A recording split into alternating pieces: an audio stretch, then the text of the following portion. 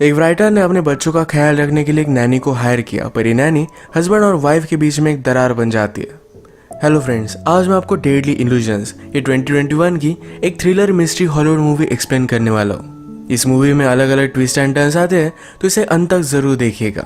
तो बिना किसी देरी के एक्सप्लेनेशन स्टार्ट करते हैं। मूवी स्टार्ट होती है और हम हमारे मेन कैरेक्टर मैरी को देख सकते हैं। मैरी एक बहुत ही फेमस राइटर थी और बहुत साल हो चुके हैं उसने कुछ भी राइट नहीं किया था। वो अपनी फैमिली को टाइम देना चाहती थी। इसमें उसका हस्बैंड, एक बेटा और एक बेटी है। उसे लगता है कि जब वो राइट करती है तो वो अलग पर्सन बन जाती है जो वो फिर से नहीं बनना चाहती, तो इसी वजह से राइटिंग से डर रही थी। पर एक दिन उसके पब्लिशिंग हाउस से कुछ लोग उसे मिलने के लिए आए। कुछ अलग बहाना बनाकर उन्होंने मीटिंग फीस की थी, पर मीटिंग में उसे कहते हैं तुम्हें हमारे लिए और एक बुक लिखनी है। उन्होंने उसे इसकी ऑफर दी, पर मैरी इस ऑफर को देखती भी नहीं। वो इन पर गुस्सा हो गई और वहां से चली जाती है। जाते जाते पब्लिशिंग कंपनी के लिए काम करने वाली लेडी उसे कह कर गई, ये जो सारी चीजें हैं ये हमारी वजह से तुम्हें मिली, तुम शायद तुम्हारे स्ट्रगल्स भूल रही हो। मैरी उस पर भी गुस्सा हो गई, पर इस बात को इग्नोर कर देती है। रात में मैरी का हस्बैंड टॉम घर पर आया। उस ऑफर को देखता है, ये $2 मिलियन की थी।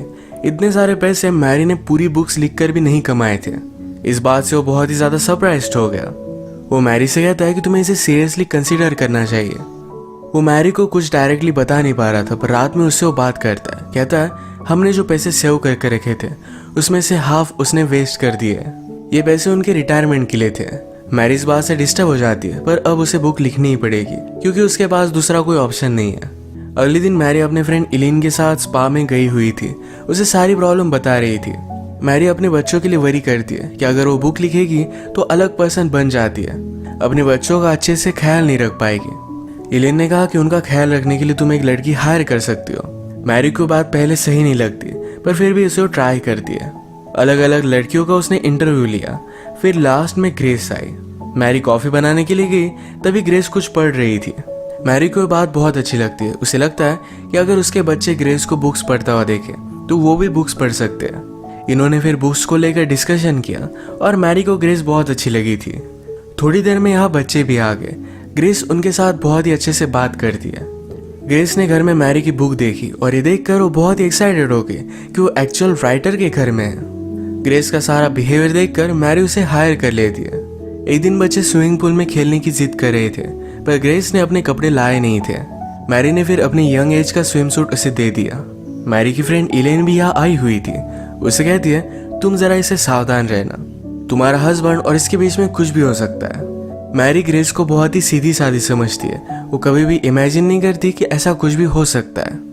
रात में ग्रेस बच्चों को संभाल रही थी, तभी टॉम और मैरी ये दोनों इंटीमेट हो जाते हैं। बच्चों को संभालते संभालते इन दोनों को इतना टाइम मिलता नहीं था। ये दोनों ग्रेस पर खुश थे। नेक्स्ट डे फिर मैरी ने अपना बुक लिखना स्टार्ट कर दिया था। एक दिन मैरी के पैर पर चोट आ गई। ग्रेस उसे हेल्प कर रही थी तो उसके इनरवेयर को उसने नोटिस किया। मैरी कहती है चलो हम तुम्हारे लिए शॉपिंग के लिए चलते हैं। वो उसके साथ चेंजिंग रूम में थी। ग्रेस की बॉडी देखकर मैरी को लगता है कि जब वो यंग थी उसकी बॉडी भी इसी तरीके से थी। अब वो अपनी यंग बॉडी को मिस करती है। ग्रेस ने मैरी के हाथ लिए और अपने आप पर रखे। वो कहती है तुम फील कर पाओ इसलिए मैंने ये किया। वो क्लियरली उसके साथ फ्लर्ट कर रही थी। इसके बाद मैरी की जो अपनी बॉडी को लेकर इनसिक्योरिटी थी, यही बात वो टॉम को बताती है। वो उससे पूछती है क्या तुम्हें लगता है कि मुझे प्लास्टिक सर्जरी करनी चाहिए। टॉम कहता है कि ऐसा कुछ भी करने की जरूरत नहीं है। तुम पहले जितनी ब्यूटीफुल थी अब भी उतनी ही ब्यूटीफुल हो। तुम्हारा माइंड, तुम्हारा इंटेलिजेंस, ये सारी चीजें मुझे तुम में बहुत अच्छी लगती है। मैरी अपने बुक के कैरेक्टर्स को लेकर बहुत ही कंफ्यूज थी। उसे वो कैसे होने चाहिए ये समझ में आ नहीं रहा था। यही बात सोचते सोचते उसने घर में ग्रेस को नोटिस किया। उसी पर वो अपना कैरेक्टर बेस्ड कर देती है। एक दिन उसके पब्लिशिंग हाउस से कुछ लोग उसे मिलने के लिए आए। उसके बुक्स के लिए वो आइडिया उसे दे रहे थे। तभी मैरी हमेशा ग्रेस के बारे में सोच रही थी। अगले दिन मैरी अपने फ्रेंड इलीन के साथ बात करती है। कहती है ग्रेस को मैं पहले बहुत ही अलग समझती थी, पर अचानक से वो उससे बहुत ही ज्यादा अट्रैक्टेड होने लग चुकी है। पहले उसे ऐसा कुछ भी नहीं लगता था। इलीन ने उसे कहा कि ये जो तुम्हें एनर्जी महसूस हो रही है ये तुम अपनी राइटिंग में यूज कर सकती हो। मैरी और टॉम एक ग्रेस से बहुत ही खुश थे तो उसे फुल टाइम अब रख लेते हैं। एक रात ये दोनों एक पार्टी पर गए। इलीन का हस्बैंड मैरी से कहता है तुम्हारी 4th बुक बहुत ही अच्छी थी, तुम्हें उस तरीके से फिर से राइट करना चाहिए।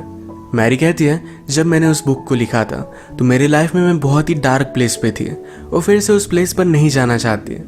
एलिन का हस्बैंड कहता है, शायद वही डार्कनेस एक राइटर को आर्टिस्ट बनाता है। अगले दिन मैरी अपने स्विमिंग पूल के पास हैंग आउट कर रही थी। वो ग्रेस को उसे मसाज करने के लिए कहती है। उसे बहुत अच्छा लगा तो स्विमिंग पूल में कूद गई। उसने ग्रेस को भी अपने पास आने के लिए कहा। ये दोनों एंजॉय कर रहे थे। बाहर आने के बाद दोनों ड्रंक हो जाते हैं। ग्रेस मैरी से कहती है कि कभी भी मैंने लाइफ में इसे फैमिली की तरह फील नहीं किया था। आपके साथ मुझे बहुत अच्छा लगता है। मैरी भी उसे सहारा देती है, कहती है तुम्हारी वजह से मैं कुछ लिख पाई। इसके बाद मैरी जब उठी तो ग्रेस उसके साथ सोई हुई थी। उसे लगता है कि दोनों इंटीमेट हो गए। मैरी पहले जब भी राइट करती थी तो क्या रियल क्या नहीं इसके बारे में डिस्टिंग्विश नहीं कर पाती, तो उसे पता नहीं कि वो ग्रेस के साथ इंटीमेट हुई भी या नहीं। नेक्स्ट डे ये सब मैरी के बच्चों का प्ले देखने के लिए गए। यहाँ पर मैरी ने ग्रेस से बात की। उसे कहती है, कल जो भी हुआ ये फिर से नहीं होना चाहिए, हम इसके बारे में बात भी नहीं करेंगे।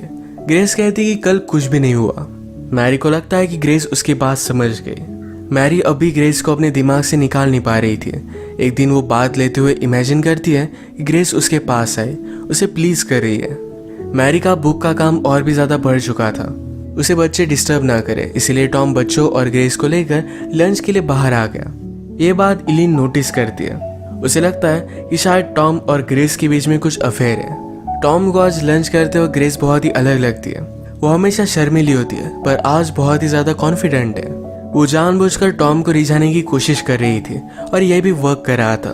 वो उसे कहता है कि आज तुम बहुत ही अलग लग रही हो, एक ग्रोन वुमन की तरह। फाइनली मैरी ने अपनी बुक कंप्लीट कर ली थी। इसे सेलिब्रेट करने के लिए वो ग्रेस को अपने साथ एक लेक पर लेकर जाती है। यहाँ पर वो ड्रिंक वगैरह कर सेलिब्रेट करते हैं। ग्रेस मैरी को किस करने लगी। मैरी ने उसे रोक लिया। वो कहती है, ये सब करना बहुत गलत है।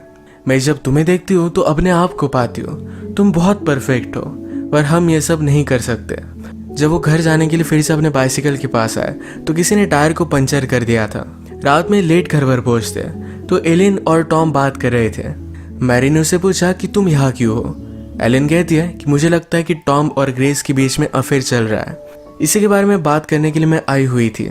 मैरी ने पहले भी एलिन और टॉम को एक साथ देखा था, तो इस वजह से वो एलिन पर ही शक करने लग जाती है।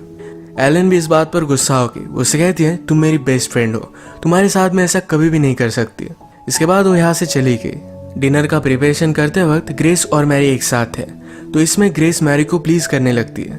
टॉम यहाँ पहुंचा पर वो कुछ भी देख नहीं पाता। मैरी को जरा नींद आ रही थी तो जल्दी सो जाती है। बीच रात में उसे अचानक से कुछ आवाज आ रहे थे।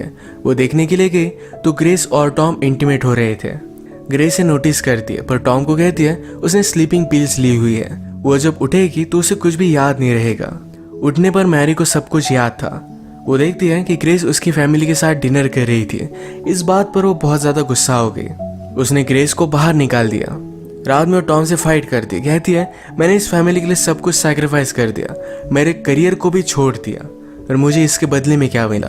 तुम मुझ पर चीट कर रहे हो। टॉम कहता है कि ऐसा कुछ भी नहीं हुआ था, ये सिर्फ तुम्हारा एक सपना था। अगले दिन मैरी ने ग्रेस को जिस एजेंसी से अपॉइंट किया था वहां पर कॉल लगाया।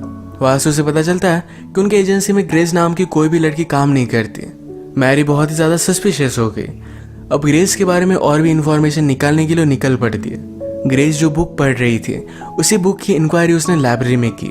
इस बुक को किसी और ने पढ़ने के लिए नहीं लिया था, पर मैरी को अब ग्रेस का रियल नेम पता चल गया। अब वो कंफर्म हो चुकी थी कि ग्रेस में कुछ ना कुछ तो गलत है। इसी के बारे में बात करने के लिए वो एलिन के पास गई, पर डायरेक्टली एलिन का मर्डर हुआ हम देख सकते हैं।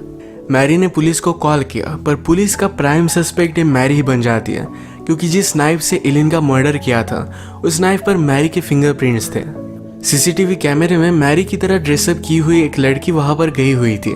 मैरी कहती कि इस कैमरे में कोई भी हो सकता है। उसे बचाने के लिए टॉम वहां पर लॉयर के साथ पहुंच गया। मैरी को अब लग रहा था कि ये सारी चीजें ग्रेस ने की, क्योंकि कल रात ही एलिन ने उस पर शक किया था। मैरी के पास ग्रेस का रियल एड्रेस था। डायरेक्टली उसके घर पर पहुंच गई। घर पर वो ग्रेस के फॉस्टर मॉम से मिलती है। उसने उससे कहा कि वो जब छोटी थी तब उसके पेरेंट्स ने उसे बहुत अब्यूज किया था, इसके लिए वो जेल में भी गए थे। मैरी यहाँ पर नोटिस करती है कि लेडी अलग अलग आवाज में बात कर रही थी, यानी कि उसे स्प्लिट पर्सनैलिटी डिसऑर्डर था। ये देखकर मैरी जल्दी से वहां से निकल जाती है। उसने घर पर टॉम को कॉल लगाया कि ग्रेस को घर में आने मत दो, वो बहुत ही डेंजरस है। पर ग्रेस ऑलरेडी घर में थी। टॉम जब शावर में था तो मैरी की तरह कपड़े पहनकर ग्रेस उसके पास आती है। इसका मतलब है एलिन का मर्डर उसने ही किया था। अब वो टॉम के साथ इंटीमेट होना चाहती थी, पर टॉम उसे कहता है कि मैं अब कोई भी गेम्स नहीं खेलना चाहता। उसका उसके साथ होना एक गलती थी। ग्रेस ने उसे सीड्यूस किया था। ये बात सुनकर ग्रेस बहुत ज्यादा गुस्सा हो गई। वो टॉम पर चाकू से बहुत सारे वार कर देती है। वो उसे मार ही देती है, तब तक मैरी वहां पर पहुंच गई। ग्रेस जल्दी से कपड़े बदल कर मैरी के सामने आई। मैरी ने टॉम के बारे में पूछा तो कहती है कि टॉम शावर ले रहा है, तुम वहां पर मत जाओ। मैरी को सस्पिशियस लगा और वो वहां पर पहुंची तो टॉम ब्लीड कर रहा था। ग्रेस फिर से अपने हाथ में चाकू ले लेती है, पर वो अपने आप को कंट्रोल कर रही थी। वो भी अलग अलग दो आवाज में बात करती है। ग्रेस की भी दो पर्सनैलिटीज थी। अपने आप को प्रोटेक्ट करने के लिए एक डेंजरस सी पर्सनैलिटी उसने डेवलप की थी। उसकी एक पर्सनैलिटी उसे बोल रही थी कि इन दोनों को मार डाले, पर एक्चुअल ग्रेस उसे रोक रही थी। ग्रेस अपने आप को फिर से उस स्वीट लड़की में कन्वर्ट करना चाहती थी, पर उसकी दूसरी पर्सनैलिटी उसे करने नहीं देती। उसने मैरी पर हमला कर दिया।